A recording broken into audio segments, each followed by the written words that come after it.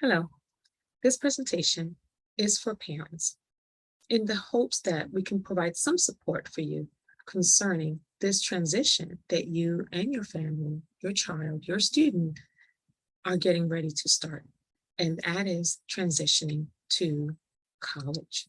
So I'm going to share my screen so that we can get started. The presentation by the EOF program today is titled Letting Go and Supporting Your New College Student. So let's get started. The Summer Institute that we are getting ready to start in a couple of weeks is very crucial to the success of your college student. We provide a holistic approach of services to help your child be successful. And of course, the end goal is that they will receive a college degree in about 4 years. And so some of the things that we'll talk about today are the things that we believe doing this for as many years as we have been doing it, that actually help parents help their student become successful. So after today's orientation, you should really have a conversation with your college student and ask the following questions. What did you think about the presentation that you had today? Were there any concerns that you had? What is confusing? Do you see that there's a transition or a difference between high school and college? And just asking them questions about what they heard today. They should pretty much give you the same answers that you would have if we were to ask, what did you get from the presentation today? And so hopefully you'll get the same answers. You want to discuss the transition between high school and college. This is not high school. Their time is going to be different. The amount of time they spend in a classroom is going to be different. The amount of time they spend outside the classroom getting their work done is going to be different. And so again, college is not high school, and a university like Rutgers, being a major research institution, is going to be a very timely costing college. So I cannot express that enough. Discuss the Summer Institute schedule and determine how your student will navigate the virtual program, understanding that they cannot work while they're supposed to be in class. So as we mentioned to your child, they should be working their schedules so that they are in class or working within the Summer Institute from 8:30, 9 o'clock in the morning to at least 4 o'clock in the afternoon. This means that they cannot work during those hours because they're going to be in class, they're going to be meeting with their coaches, they're going to be meeting with the EOF counselors, they're going to be meeting with the tutors. And so Friday afternoons, they'll be done a little bit earlier, but Monday through Thursday, they should anticipate to be in class from at least 8:30 or 9 to 4 o'clock. And on Fridays, 8:30 or 9 to at least 2 o'clock in the afternoon. If you have any questions about that, please let us know. But that is the anticipated time. We're virtual during the Summer Institute. If we were in person, they would be having even a longer day, because it would have been a residential program and they would have been on campus. So virtually is still going to be time consuming.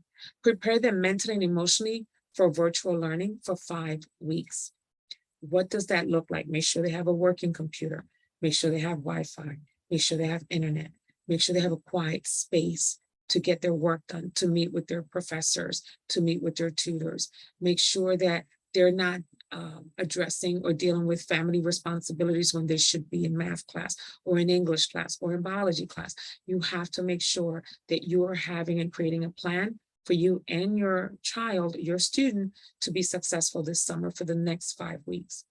Provide IEP information for the Office of Disability Services. If your child had an IEP in high school, please be advised that IEPs do not transfer.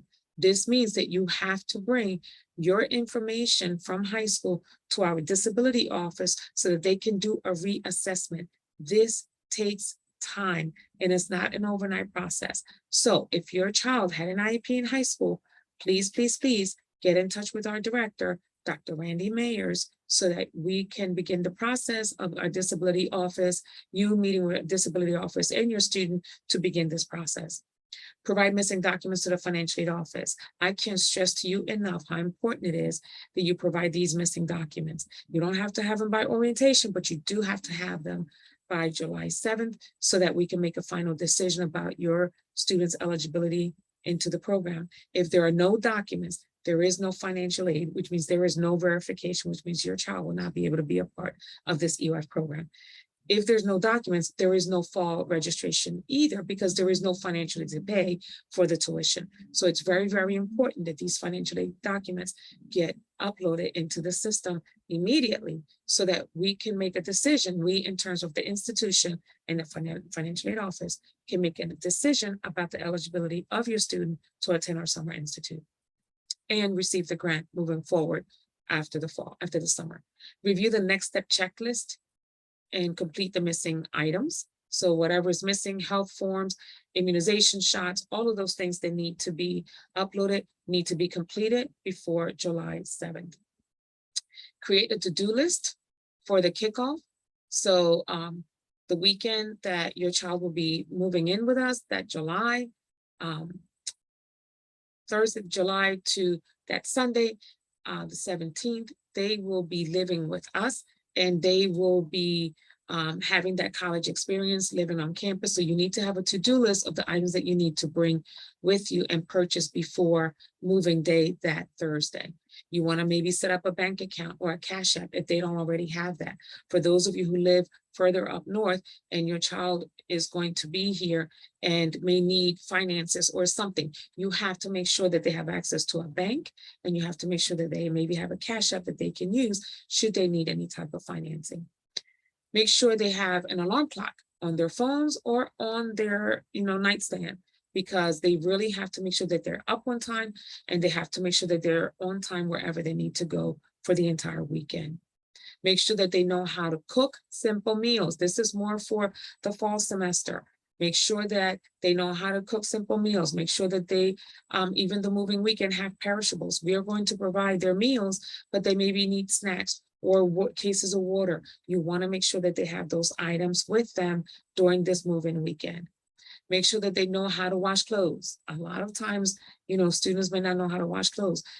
Even though we have washers and dryers in the dorms, they're still going to need the money for the laundry. They need the money for the, make sure that they have the detergents and all of that. Make sure they know how to wash clothes. Make sure they have those items with them. Make sure they understand how to care for themselves and be independent, especially moving into the fall semester.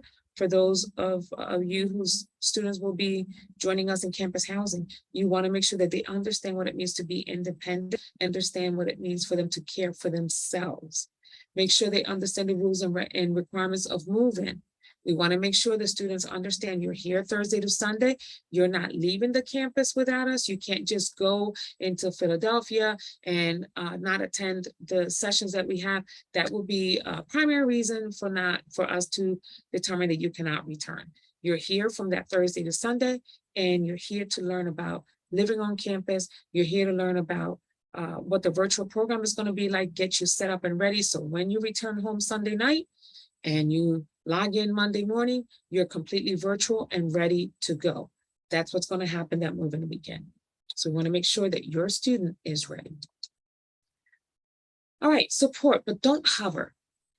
Are you a helicopter parent? I will have to admit that I am a helicopter parent, and I have struggled with that, especially when I first dropped off my son in New Brunswick last summer when he started as a freshman. That was so difficult for me. And yes, I cried all the way home, and I called him pretty much every day. And then I had to stop doing that, because the more that I hovered, the less independent he became. And I needed for him to be independent so that he could care for himself. And so as a parent, I understand the anxiety you may be experiencing, the concerns you may be experiencing. What is housing like? Is it safe? Is my child safe? Are there rules? Of course, as a parent, you're going to ask those questions. But there's good support and there's bad support. Here's good support. Encourage your student to attend classes unless too sick to go to class. Your child cannot say, I had a headache. I wasn't feeling well. This is a virtual program. There's no reason why they cannot sign into class. They must have the cameras on as proof of attendance. So make sure that they do that. But they cannot say, oh, I didn't feel well, so I slept in. Nope, that can't happen. They will be marked absent. And even moving into the fall semester, when they become a full-time student, they can't just miss classes. And honestly, a professor can determine that 3 unexcused absences, they can fail the student from the class. So you don't want that. You want to encourage your student to understand they cannot be absent from classes unless they're so physically ill that they're required to see a doctor, because they will probably be asked for a doctor's note. So you want to make sure that you have that conversation. Teach them time management. Don't let, make sure that they're not doing assignments at the last minute, or they're logging in just before they're supposed to log in and then the internet goes down. You want to make sure that time management is of the essence with them. They need to plan how they're going to study, when exams, are to be taken, when assignments need to upload it. And our system is called Canvas. They have to upload those assignments in our system. They have deadlines. Once the deadline hits, the system actually shuts down for them. They cannot turn anything in late.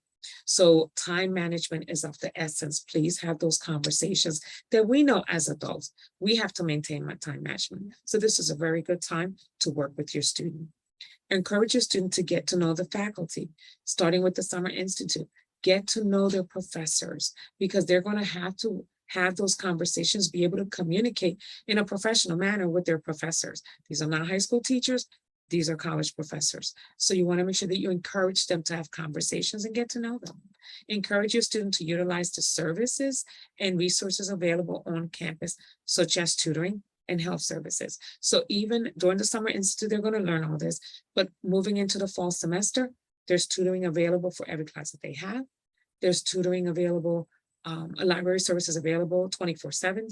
There's ways that they can have tutoring after hours. There's so many services available. If a student is not feeling well, remember that while they're a full-time student, they can see a wellness center. Maybe they have a cold, or they need to be tested for COVID, or women need assistance from a GYN, or men need assistance from a doctor. There are services available for our students because we do have a full functioning clinic on campus called a wellness center. So please encourage them to use them, since their tuition and fees pay for those services anyway. Encourage your student to get involved. There's so many groups and activities on campus. You want them to get involved to learn leadership qualities, to learn responsibility, to learn professional development. There's so many activities on campus. You definitely want them to get involved so that they can start making these connections. Some of these connections can lead to internships, can lead to jobs. So you want to make sure that they get involved on campus. Let's talk about bad support. Bad support on behalf of a parent is calling the university about wanting to know whether my child saw a doctor today. I want to know what my child's grade was on this exam. Nope, can't do it. There are FERPA and HIPAA laws that protect your student from that, with that privacy. So if you want your child to sign a waiver, there are waivers that are on a registrar screen. They must sign this waiver themselves.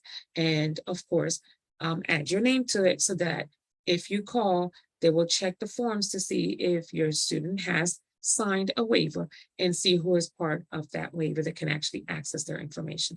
Other than that, you cannot contact the university to find out any information, because your students, their privacy is protected by FERPA and HIPAA laws.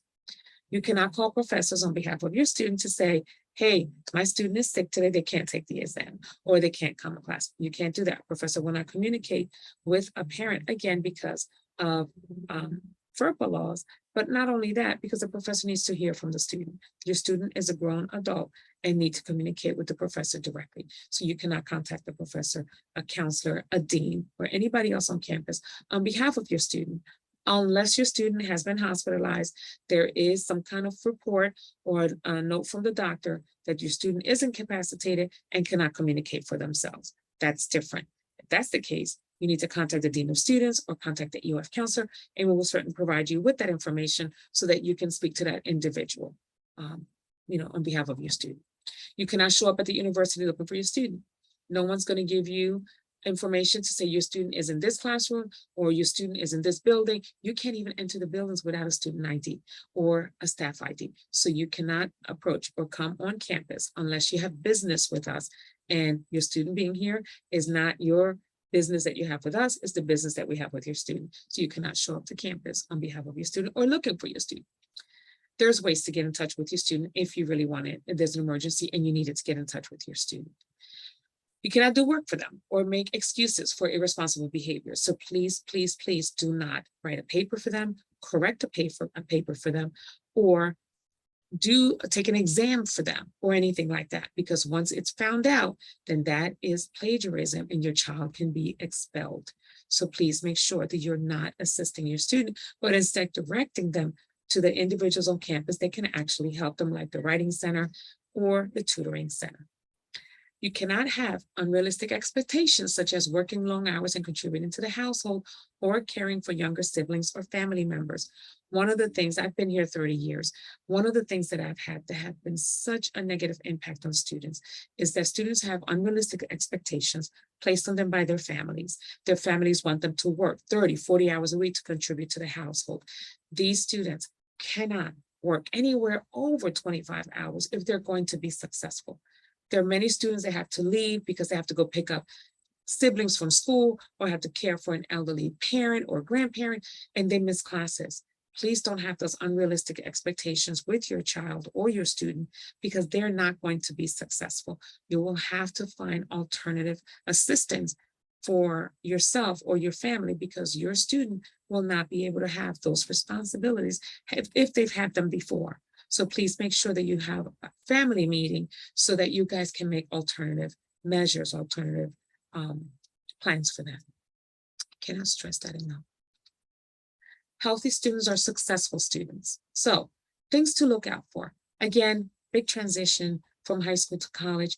You're going to see some things change, and you really need to look out for that. So managing stress levels. If you see that your student is extremely stressed, maybe there's midterms, there's finals, they have papers due, please have a conversation with them. Hey, you seem to be very stressed.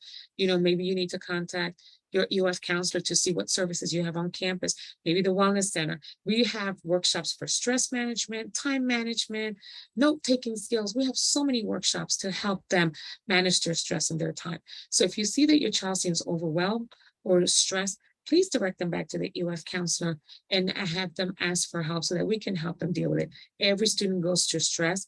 Not one student is stress-free. So this is what college life is about, but it is manageable. Recognizing and coping with depression. You know your student, you know your child. If your child is dealing with depression, if your child used to be happy-go-lucky, now they're isolating, they barely say anything, those are conversations you need to have with your child, maybe their pediatrician, and find out, hey, are you dealing with stress to the point where you're feeling depressed? And how do we need to manage that as a family? So please make sure that you are being alert to a change in your child's behavior that needs to be addressed. Unhealthy relationships. Students will have new relationships when they get to college. They also have old relationships from high school. They may have amorous relationships. Please be mindful of unhealthy relationships they may have that are pulling them from their responsibilities. So if they're hanging out with friends when you know that their schedule says that they should be in class, that's a conversation you need to have with your student. Hey, I know that you can't be absent from class because professors are very strict. Why didn't you go to class? Why are you hanging out with your friends? What is going on? So there may be some unhealthy relationships you may need to address, unhealthy behaviors you may need to address with your student because it would affect their success. Substance abuse. I wish I could say, as a university staff person, I've been here 30 years, that there are no substances on campus. I would be lying to you. And anybody else at any other campus would be lying to you. Of course, there are drugs and alcohol on every campus. There's drugs and alcohol off campus, in your home, with their friends, when they hang out at different places, when they hang out at the beach, when they hang out at the park. Of course, drugs and alcohol are everywhere. Campus colleges, or college campuses are no different. So yes, you want to make sure you have those conversations with your student about what is going on with their friends, whether on campus or off campus, and making sure that they're not. If they're drinking, make sure they're over the age of 21 and responsibly drinking. If they, are using substances, you want to have those conversations. We do have a drug and alcohol professional in our wellness center. So if you have concerns about that, please, by all means, have them contact the wellness center or have them contact their EOF counselor. We will certainly help them make an appointment to make sure that they are seen by someone. So please, please, please make sure that if you see anything that's out of the ordinary with any type of substance use or abuse, please give us a call and let us know. isolation. Again, if your child was a person who was always, in the crowd, having a great time, loud, and all of a sudden they become introverted, they don't talk, they isolate, they're constantly in their room, that is a cause to be alarmed. So please make sure that you address those types of behaviors and also contact the EOF counselor so that we can also address it on our end and help your student address those issues in order to continue to be successful. And whatever situations may arise, we will always encourage your child to have a conversation with their parent if there's decisions that need to be made as a family. Loss of or increase of appetite. So if you see that they're not eating, they're losing weight, or they're gaining way too much weight, you also want to address those issues. There's always the freshman 15. Most of our students gain 15 pounds the first time. That's because they're studying late, they have study groups, they're eating at 11, 12 o'clock at night. So, they usually gain weight. That is usually normal. But if they're dropping a lot of weight, or if they're getting obese and just eating way too much, those are signs of something else going on. So please, again, encourage them to contact our wellness center. Please contact the EOF counselor so that we can also address it ourselves and we can go forward from there. What to do if something doesn't seem right? Say something. Call or email the EOF counselor and the roommate. So if your child is in a dorm and you don't hear from them, always make sure you have the roommate's number. Make sure there's an RA to every floor. Make sure you have the RA's number. Make sure you have the housing number. Those are numbers that you need to have if your child is in housing, in case you can't get a hold of your student. And of course, the university police department, you definitely want that number. Because if you can't get a hold of your student, the roommate can't get a hold of them. The RA doesn't know where they are. You can always contact university police and they will go find them. They will look at their schedule. They will go on campus. They will definitely go find your student and make sure that your student contacts you. So we want to make sure that they're being safe, but you do want to have those numbers with you. So make sure that you do that. Get help for your student via personal doctor or health services. Again, we have a fully functioning wellness center. In our wellness center, we have a food pantry. Students are allowed to attend the food pantry twice a week, and they're given bags. It's all free food, healthy food, produce, meats, seasonings, milk, cereal. Oh my God, they have everything there. There's baby food. There's diapers. There's all kinds of, it's like a regular grocery store, but it's all free. Especially if your student lives in the dorms, the whole dorm can go and get their own bags. They can share the food and have food in their dorms for free. If your student is not in the dorms, they're still eligible to go to the food pantry and get food and bring it home and have food for themselves at home. That is all free, and it's located in the wellness center in our health services. Parents, as you know, trust your instincts. Parents or guardians, trust your instincts when it comes to your student. You know your child. Trust your instincts. It's better to assume something and be wrong than to not assume it and then have regrets later. So please make sure not to be a helicopter parent, but to be on top of things. And then, like I said, it's better to be safe than sorry. So these are some of the healthy, successful tips that we have for you. Now, let's talk a little bit about how you will pay for college. Earlier, I did a presentation on understanding my financial aid, because you do need to understand the financial aid process, and you need to understand how you're going to pay for college. Where is the grants coming from, the loans? Is there going to be a balance? How do I pay for that? So again, we did a presentation on financial aid. Please refer back to that presentation. If you have any questions, my email is on there. Please contact me. I don't have a problem setting up a Zoom meeting or a phone meeting and having conversations with you. By all means, please reach out. But let's talk about our financial plan as a family. Again, understanding your financial aid, school and work balance, parents. I will continue to say it over and over again. Your child or student cannot work more than 20 to 25 hours a week. That's even too much to be successful with the amount of work that they're going to get. And the way colleges work, your student or child is going to come into the classroom, get the information, and all of the work is actually done outside the classroom. They are then going to have to leave the classroom, and they're going to have so much work to do that they're not going to have time to work 25, 30, 35 hours a week. It's just impossible in order for them to be successful. And if your student is in any type of science major, whether nursing, biology, or they're in the school of business, listen, their work is going to be so heavy, they will not have time. They really need to be able to balance their work and their school schedule responsibly. There's always going to be family contribution. Maybe they need gas money. Maybe there is a balance after the tuition and fees are paid by their financial aid award. And so you have to decide whether you're doing a payment arrangement or if you need to get an additional loan. Again, there's family contribution in so many different ways, whether it's support, whether it's financial, or however it may be. Your student or child is definitely going to need some kind of family contribution. There's always savings. You know that when students graduated, somebody gave them a gift card, somebody gave them money, whatever the case is, make sure they're saving that money and not blowing it on sneakers or a new phone or a car or anything like that. They need to have savings because you never know when they lose a book, they need another book, or something comes up with a course and they need to maybe do some kind of recording that requires an outside service that they're going to have to use, and they have to pay for that. So make sure that they have some kind of savings that they can go back to. They need to borrow responsibly. You want to make sure that you have those conversations about the loans. They need to borrow what they need. If they don't need to borrow, they should not borrow anything, because if they want to take classes in the summer, they're going to need those loans to pay for those summer classes.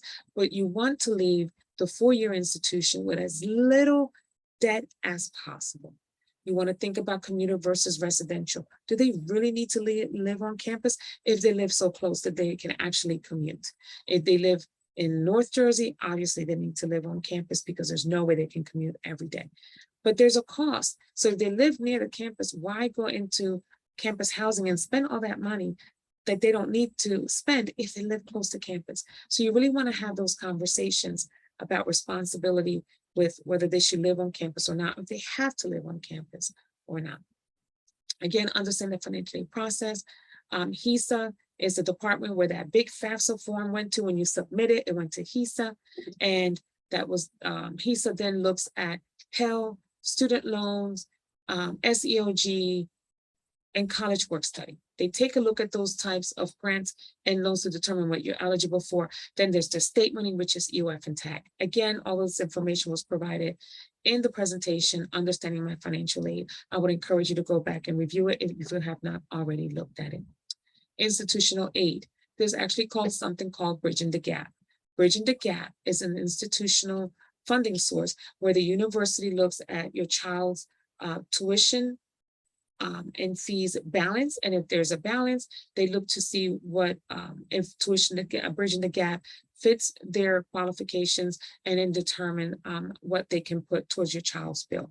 Again, Bridging the Gap is an institutional system funding that you should contact the financial aid office about, because they look at every student, they review every student for Bridging the Gap. But more information, you should definitely contact the financial aid office. Then there's Scarlet funding dollars that the university disperses at their discretion to every student based on their needs. So that's additional funding. And none of those two fundings, students have to pay back. It is actually free. Now, how does it work and what do I need to know? Required documents. My motto is always no documents, no funding. So right now, if your child owes any type of financial document, they're not cleared by financial aid. So there is no, they may not be able to return for the summer program for a moving weekend if they have not submitted their documents by July 7th, but they definitely cannot return in September because there is no financial aid. No documents, that means they're not cleared in the system. There is no funding. So you have to submit and upload all of the documents the university is asking for and HESA is asking for. You must submit the documents, and there's deadlines to everything. If you miss deadlines, that means there's no funding. There's no deadlines. There's no funding that is open and you can just do it anytime. No, there are deadlines. And if your student misses a deadline, there is no funding. So you have to be mindful of that and keep track, especially with your student, reminding them, hey, when do you have to file your FAFSA by? When do you have to submit the documents by? When do you have to do this? Because you want to make sure that's being supportive as a family. You want to make sure that you're keeping them on track with these responsibilities. Now, I know that's a lot that I just gave you, and I'm coming to you from a parent perspective, from a staff perspective, into how you can best support your student. If you have any questions concerning this presentation, my email is provided right there, cfelice@camden.rutgers.edu. If you have any questions concerning the EOF program or the process, please contact our director, Dr. Randy Mayers, at randy.mayers@camden.rutgers.edu. If you have any questions concerning the financial aid, the process, the documents that are owed, please email the financial aid office at finaid@camden.rutgers.edu. Again, we hope this presentation was helpful. Again, if you have any questions, please reach out to us. We will be more than happy to set up a Zoom meeting with you or set up a phone meeting with you so that we may answer those questions. We wish you and your student much success as we begin to encourage and set them up for success, starting with our Summer Institute and then returning in the fall as a college freshman. We hope this was helpful. Have a great day.